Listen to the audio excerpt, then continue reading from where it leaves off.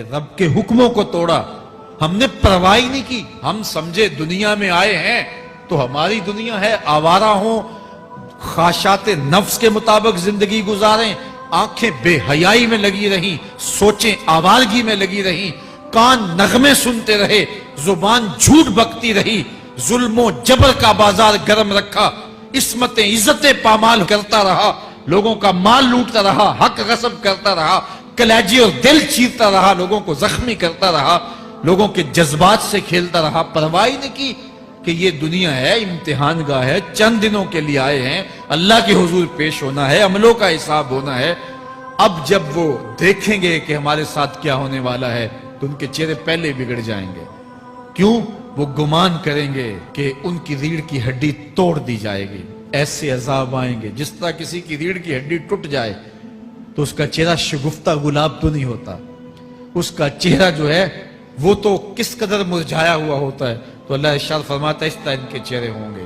ابھی عذاب آیا نہیں ہے لیکن چہرے پہلے اترے ہوئے ہوں گے، اور جب عذاب کی بھٹی میں ڈالے جائیں گے، اللہ اکبر. اور وہ سخت عذاب، حضور نے جبریل امین سے پوچھا مجھے جہنم کے عذابوں کا ذکر سناؤ. عرض کی حضور سب سے ہلکے عذاب کی کہانی سناتا ہوں، اور وہ یہ کہ جہنمی کے پاؤں میں آگ کا جوتا رکھا جائے گا، باقی پورا بدن اس کا سلامت ہوگا. یہ سب سے ہلکے عذاب کی کیفیت ہے. اب پاؤں میں آگ کا جوتا ہوگا، حدت، گرمی، شدت اتنی ہوگی کہ دماغ پگھل کے ناک اور کانوں کے راستے سے باہر آ جائے گا.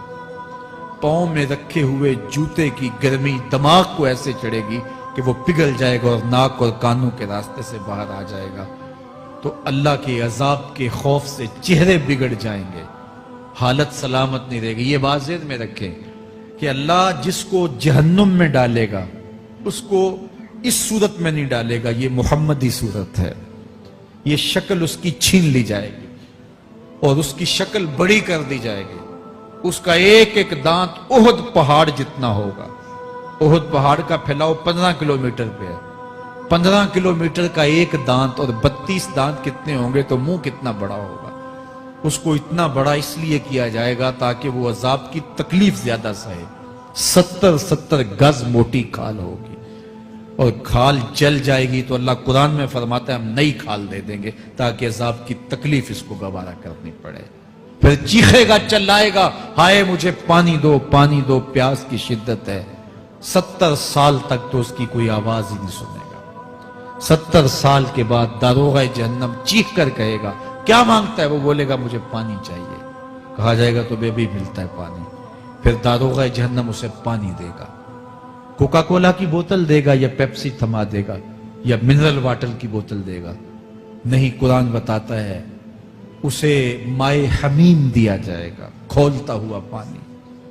اور وہ اتنا گرم ہوگا جب پینے کے لیے چہرے کے قریب کرے گا اس سے اٹھتی ہوئی بھاپ کی وجہ سے چہرے کی کھال ادھڑ کے اس کے اندر گر پڑے گی، لیکن اس کے باوجود اس کو پینا پڑے گا. اللہ فرماتا ہے یہ دنیا ہی سب کچھ نہیں ہے، سمجھ لیا یہی سب کچھ ہے، آخرت کو بھول گئے. صبح اٹھے کام پہ چلے گئے، شام آئے آوارگی میں چلے گئے، صدائیں آتی رہی حی علی الصلاۃ حی علی الفلاح، کوئی پرواہ نہیں کی. نہ پیشانیوں نے سجدے کیے، نہ سوچوں میں پاکیزگی آئی. زندگی یوں گزار کے چلے گئے. ایسے نہیں، کہا ایک وہ ہوں گے جن کے چہرے شگفتہ گلاب ہوں گے، ایک وہ ہوں گے جن کے چہرے بگڑے ہوئے ہوں گے. اللہ اکبر. کلا اذا بلغت التراقی. یہ تو قیامت کا منظر ہے نا، قیامت سے قبل بھی ایک منظر ہے. اللہ اس منظر کو بھی بیان کر رہا ہے. کلا اذا بلغت التراقی. ہاں جب جان گلے کو پہنچ جائے گی. اے انسان تیرے اوپر وہ گھڑی بھی آنے والی ہے، وہ وقت بھی آنے والا ہے جب سانس اس ہنسلی میں اٹک جائے گا. جب سینے سے بھی سانس اوپر چلی گئی، اب ڈاکٹر بھی لا علاج قرار دے رہے ہیں کہ اب علاج نہیں رہا ہے، جان بس اب نکلنا چاہ رہی ہے. اور کہا جائے گا کوئی جھاڑ پھونک والا بلاؤ. اب ڈاکٹروں نے تو جواب دے دیا. اب سانس اٹک گئی گلے میں، چند لمحوں کی مہمان ہے. اب ڈاکٹروں نے کہا اب ہماری جانب سے لا علاج ہو گیا، اب لے جاؤ اس کو گھر یا وینٹیلیٹر پہ ڈال دیتے ہیں اس کو. بس اب ہماری جانب سے کوئی اس کا علاج نہیں ہے. اب گھر والے روتے ہیں, کہتے ہیں کوئی جھاڑ پھونک والا لاؤ, کوئی دم والا لاؤ, شاید وہ کوئی دم کرے تو اس کی جان میں جان آ جائے. ڈاکٹروں نے تو لا علاج قرار دے دیا. وَظَنَّ عَنَّهُ الْفِرَاقِ. اللہ فرماتا ہے یہ تو جھاڑ پھونک والے کو ڈھونڈ رہے ہیں, لیکن جس کی سانس یہاں اٹکی ہے وہ سمجھ گیا ہے اب موت آ گئی ہے. اس کو یقین ہو گیا ہے کہ اب موت کے لمحے آ گئے ہیں, اب میں بچ نہیں پاؤں گا. اب آنکھیں تاڑے لگی ہوئی ہیں. وَالْتَفَّتِ السَّاقُ بِالسَّاقِ. پنڈلی پہ پنڈلی چڑھ رہی ہے. جب موت آ جاتی ہے تو پھر پنڈلی سے پنڈلی لپٹ جاتی ہے, اس کو پھر جدا کرتے ہیں اور جدا کر کے دونوں انگوٹھے باندھ دیتے ہیں تاکہ پنڈلی کے اوپر پنڈلی نہ چڑھے. اللہ وہ منظر بیان کرتا ہے, صاحب یہ وقت آنے والا ہے جب دونوں انگوٹھے باندھ دیے جائیں گے, جب ناک میں روئی ٹھونس دی جائے گی, جب چٹے لباس میں کفن دیا جائے گا, جب غسال کے سامنے بے بس پڑے ہوں گے, وہ چاہے یہ بازو اٹھائے چاہے یہ بازو اٹھائے, گرم پانی ڈالے یا سرد پانی ڈالے, جب بس پڑے ہوئے ہوں گے جو ہے وہ غسل دینے والوں کے, اور ناک میں روئی ہوگی اور دونوں انگوٹھے آپس میں بندے ہوں گے. یہ محل, یہ ماڑی, یہ کوٹھیاں, یہ بنگلے جس کو سویر شام لگ کے حلال حرام کی تمیز کیے بغیر بنایا تھا, غوث اعظم رضی اللہ تعالیٰ عنہ بولے مکان بنا رہا ہے, بسیں گے اور حساب تو جا کے دے گا. اور یہ تو ایک رات بھی تجھے اس گھر کے اندر نہیں رکھیں گے کہ چلو ایک رات مہمان رکھ لیں. کہتے ہیں نہیں نہیں, مہمانوں نے بھی جانا ہے تو جلدی کرو, اس کو سپرد کراؤ.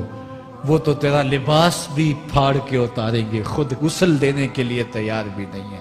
تجھ سے خوف آنے لگا ہے, جاندی واری ڈرونا بنے ہوتے, ہاتھ نہ لاندے ڈر دے, جنہ لئی تو پاپ کمائے اج کتھے نہیں تیرے کر دے. آج تو وہ تیرے ساتھ تجھے غسل دینے کے لیے آمادہ نہیں ہے. وَالْتَفَّتِ السَّاقُ بِالسَّاقِ. جب پنڈلی پہ پنڈلی چڑھنے لگ جائے گی, إِلَىٰ رَبِّكَ يَوْمَئِذٍ الْمَسَاقُ. اس دن تیرے رب کی طرف ہی لوٹ کے جانا ہے. فَلَا صَدَّقَ وَلَا صَلَّىٰ. اس نے نہ تو سچ مانا اور نہ نماز پڑھی. وَلَٰكِنْ كَذَّبَ وَتَوَلَّىٰ. ہاں جھٹلایا اور منہ پھیر کے چل پڑا. ثُمَّ ذَهَبَ إِلَىٰ أَهْلِهِ يَتَمَطَّىٰ. پھر اپنے گھر کو اکڑتا ہوا چلا. اولا لک فاولا ثم اولا لک فاولا. تیری خرابی آ پہنچی, ہاں تیری خرابی آ پہنچی. ایحسب الانسان ان یترک سدی. انسان دنیا میں یہ گمان کرتا ہے اس کو سدا چھوڑ دیا جائے گا. سدا عربی میں ایسے اونٹ کو کہتے ہیں جس کی مہار کسی کے ہاتھ میں نہ ہو. شترے بے مہار, جہاں مرضی جس گھاٹ سے چاہے پانی پیے, جہاں سے مرضی چارہ لے, تو شترے بے مہار کو کہتے ہیں سدا. تو یہ انسان بھی گمان کرتا ہے کہ میں بھی سدا ہوں, مجھے کوئی کیوں پوچھے, میرے جذبات پہ کوئی کیوں قدغن لگائے, مجھے کیوں روکے کوئی.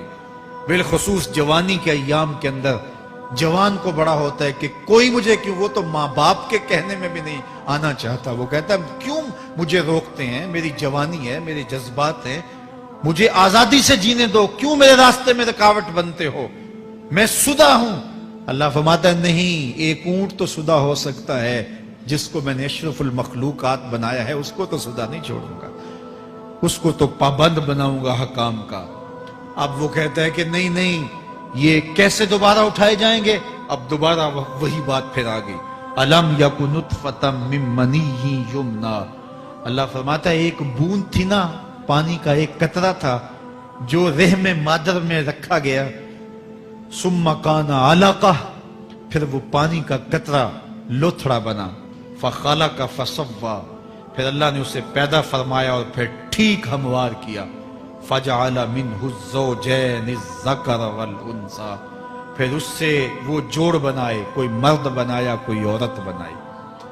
کہا اب غور کر, اب تیری آنکھیں دیکھتی ہیں, بجلیاں چمکتی ہیں, تیری زبان کا طوطی بولتا ہے, لوگ اشش کرتے ہیں تیری گفتگو پہ, تیری گفتار پہ صدقے جاتے ہیں, تیرے لہجے کے جمال کو دیکھتے ہیں, تیرے سینے کا زور, تیرے پنجوں کی طاقت, تیری دماغ کی تیزیاں اور تیری سوچوں کے اجالے, تیری زوردار ٹانگیں, تیرے کڑیل بازو اور تیری چوڑی چھاتی اور تیرے گلاب کی پتیوں جیسے ہونٹ، اے انسان یہ سب کچھ کہاں تراشا گیا؟ ماں کے رحم میں، اس تاریکی میں جو 3 پردوں میں تھی۔